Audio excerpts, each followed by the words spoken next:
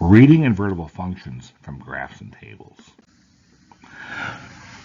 We can really develop the determination of invertible functions by using the same process we use composite functions.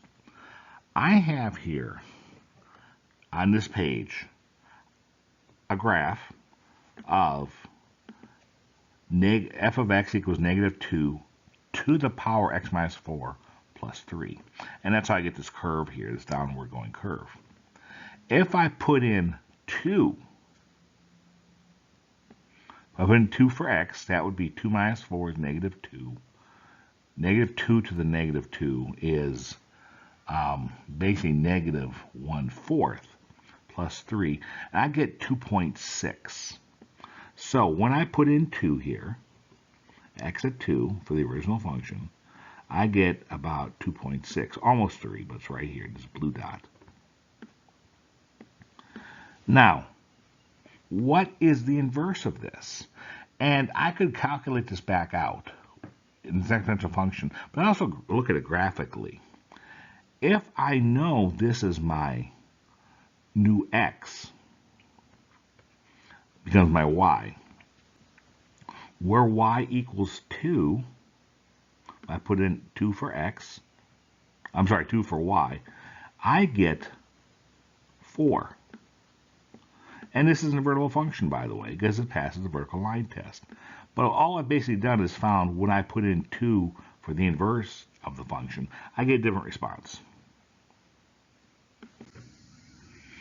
And if I use the same graph, you can see there is a unique symmetry to this. This is my original 2 to 2.6, and then my invertible functions 2 and 4. But if you also noticed, and that was this 2 to 2.6, I've colored it yellow. But you can see, if I put in negative 5 for x, I get 3 for the result, right here. And then the invertible is negative 5, that arrow wasn't real good, negative 5 and 7. I've done the same thing, 0 and 3, right here, that blue one. And then the inverse of that is 0, 5.6. And finally, I got 1, put in 1, I get 2.9. And then the inverse of that is right here. I put in 1 for y, and I get 2 for 5 for x.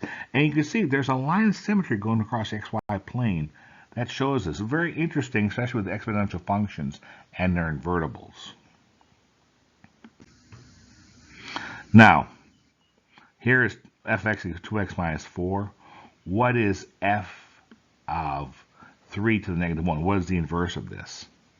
Now, if I put in 3 up here for x, 2 to the 3 is 8 minus 4, and I'll get an output of 4 here. So I put in 3, 1, 2, 3, and 2 times 3 is 8. Or I'm sorry, 2 times 2 times 2, 2 to the 3 is 8, minus 4 is 4. Now, let's look at the inverse of this. If I put in 2 for y, 3 for y, 1, 2, 3 for y, 1, 2, 3 for y, I get 2.8 right here.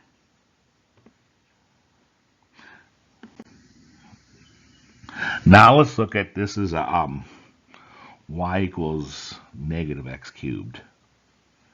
And I'm looking at here, I'm just going to show the equation. But if I put in 1 right here, I will get 1 for x, I get negative 5. Now let's do the inverse. If I put in 1 for y, and that would be x equals y cubed, well, I get negative 0.75.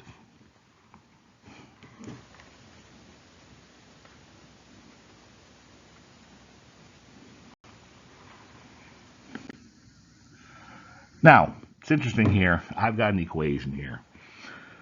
And we'll talk about this in the next video. F of x equals x cubed plus 2x squared minus 3x. The invertible of this would actually be f of x negative 1 equals y cubed plus 2y squared minus 3y. And notice, they are invertible, but not at every point. Now, this passed the vertical line test no matter where I go. But this doesn't between this area and this area. However, overall, this is an invertible function if we exclude these two areas right here where it's not invertible. And that is allowable. This one is completely invertible. I got f of x equals x over 4 minus x. And you can see I got an asymptote at 4 right here. Because if I put in 4, the fraction will have a 0 denominator, which does not exist. I inverse this. Instead of x over 4 minus x, I got y over 4 minus y. And it's interesting because here's my 4 right here. But it also, there's a horizontal asymptote. But what's interesting here is this is an invertible function. Because, again, no matter where I go, that's not a good vertical line, it passes vertical line test no matter where I go with this. I can look at tables here. And what's interesting is if I do a composite function, it's an invertible function. Here is my f of x, negative 5 goes to 100, negative 1 goes to 12, 2 goes to 18, 7 goes to 70, 8 goes to 61. I could invert this and call this t of x, and notice I've just reversed everything. 100 goes to negative 5, 70 goes to 7, 61 goes to 8, 18 goes to 2, 12 goes to negative 1. And then if I wanted to find the inverse of this, it goes back to the original one right here. So, invertible functions, we can use tables to determine as well if they're invertible or not. Now, let's see if this is invertible. Got a little table right here. 17 goes to 5, 16 goes to 7, 15 goes to 4, 13 goes to 9, 9 goes to 28, and 5 goes to 33. Off the record, I'm going to say it's invertible because none of these have common numbers. But let's look at d to the negative 5. D to the negative 1, 5. Well, if I look at the original function, 5 goes to 33.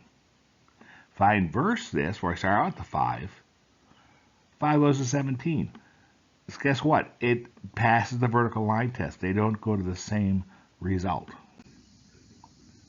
Same thing with this equation. I'm sorry, this table. 0 goes to negative 8, 9 goes to negative 6, 19 goes to negative 1, 28 goes to 4, 37 goes to 9, and 47 goes to 13. And I can see every one number is unique, so it can go back. But let's look at one specific one, be sure. H at negative 1, 9. Well, let's look at H at 9. If I go to 9, it goes to negative 6. If I go to the inverse of this, where 9 is the y, it goes to 37. So guess what? This is invertible as well.